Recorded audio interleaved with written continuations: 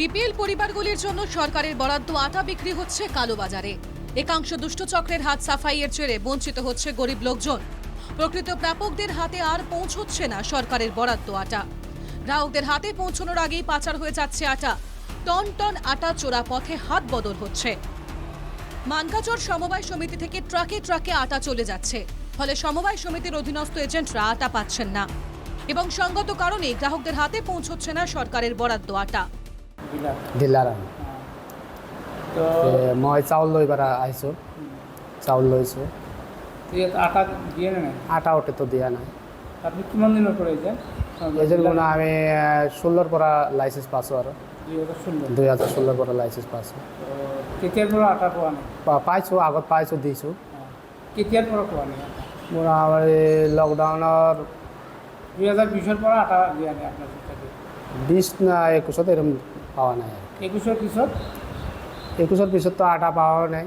একদিনও মানে এটা মাহৰ পোৱা নাই? এটা মালো পাওয়া।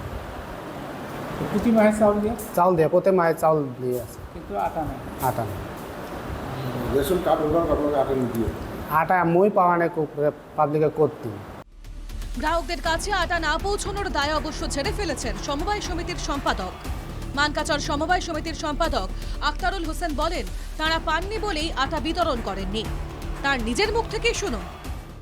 মই মানকাচৰ সেক্রেটারি সমবায় সমিতির সেক্রেটারি হওঁ। আমার নাম আখতারুল হোসেন। এতিয়া তো আমি খালি চাউলেই পাই আছোঁ। আমি আমার দায়িত্ব লোৱাৰ 3 মাহমান হৈ গ'ল। আগষ্টত লৈছোঁ আমি দায়িত্ব, সেক্রেটারি পদত আগষ্টত লৈছোঁ। এতিয়ালৈকে আমি আমাৰ ট্ৰামত এতিয়ালৈকে আটা পোৱা নাই, দিয়াও নাই। আটা দিয়া নাই এতিয়ালৈকে আমাৰ ট্ৰামত আমি পোৱা নাই, আমি দিয়াও নাই। আটা আপোনালোকে নাপায়? এলটমেণ্ট নাহে, আমি এইটোৱে জানো। আমাৰ এলটমেণ্ট আমি পোৱা নাই। এলটমেণ্ট নোপোৱাৰ কাৰণে আমি জানো আমাৰ নাহে। বাকী সোসাইটির কথা আমি ক'ব নোৱাৰিম, এওঁলোক কি পায় না পায়। বিধানসভায় দাঁড়িয়ে খাদ্যমন্ত্রী ঘোষণা করেছিলেন, শুধু আটাই নয়, চাল, আটা সহ নানা সামগ্রী সরবরাহ করা হয়। একথা স্মরণ করিয়ে দিয়ে মানকাচরের এক অবসরপ্রাপ্ত অধ্যক্ষ আশরাফ আলী বলেন, এই অঞ্চলের কেউ কোনোদিনই সামান্য আটাও পাননি। এইটো আমাৰ যোগান মন্ত্ৰী বিধানসভাৰ মজিয়াত বলিষ্ঠভাৱে কৈছে যে অকল আটাই নহয়, চাউল, আটা আৰু কিবা কিবি বোলে যোগান ধৰি থাকে। কিন্তু প্ৰেক্টিকেলি আমি ইয়াত আমাৰ গাঁৱৰ ওচৰতে বিভিন্ন হিতাধিকাৰীক মই সুধিছিলোঁ, তেওঁলোকে কোনো দিনেই 1 পোৱা আটা বা 100 টাকা বা 100 গ্রাম আটাও পোৱা নাই। কোথাও একটা কেলেঙ্কারি রয়েছে বলে সন্দেহ প্রকাশ করেন অবসরপ্রাপ্ত অধ্যক্ষ আশরাফ আলী। যোগান মন্ত্রী কৈছে আটা দিয়া হয়েছে, আৰু পেপাৰতো ওলাইছে, খবরের কাগজতো ওলাইছে যোগান মন্ত্রীর স্টেটমেন্ট।